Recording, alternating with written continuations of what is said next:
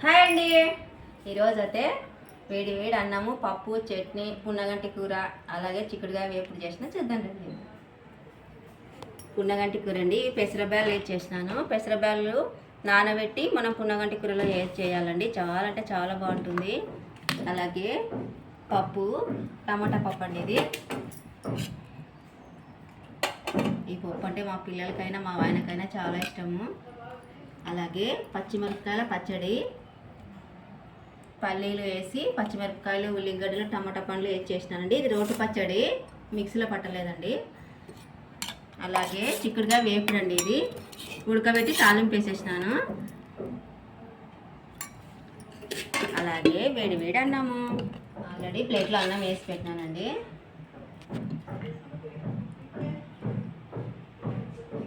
మరి పప్పు కంపల్సరీ ఉండాలి కదా, ఎన్ని కర్రీలు ఉన్నా పప్పు ఖచ్చితంగా ఉండాలి. అలాగే పున్నగంటి కూర, అలాగే చిక్కుడుగా వేపుడు,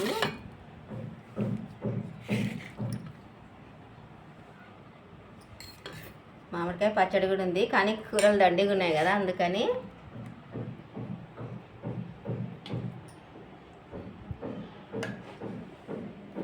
చూసారా ఎన్ని వంటలు చేసినాము. వంటలు అయితే ఇలా ఎక్కువ ఉంటేనే కొంచెం ఎక్కువగా తింటాము. అందరం కలిసి భోంచేద్దాం రండి. మరి చిక్కుడుకాయ ఫస్ట్ తింటున్నాను నేను. చిక్కుడుకాయ అంటే చాలా ఇష్టం నాకు. అన్నం అయితే బాగా వేడిగా ఉందండి ఈరోజు. ఇప్పుడే చేసినాం వంట అంతా.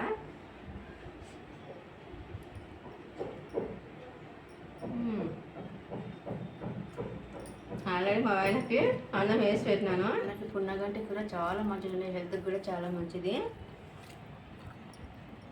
ఇలా పెసరబ్యాలు వేస్తే మా ఆయనకి ఇష్టము. ఎంత బాగుందంటే పున్నగంటి కూర, ఎంత కూరైనా తినేయచ్చు. ఇది రోటీలేకైనా చపాతీలేకైనా ఇంకా చాలా బాగుంటుందండి. అన్నంలేకైనా చాలా బాగుంటుంది, కానీ ఎక్కువగా రోటీలేకైనా చపాతీలేకైనా చాలా బాగుంటాయి. వంటలు అయితే సూపర్ అంటే సూపర్గానే ఉన్నాయి. ఫుల్ ఆకలి ఉన్నాము. మా వీడియో నచ్చినట్లయితే లైక్ చేయండి, షేర్ చేయండి. బాయ్.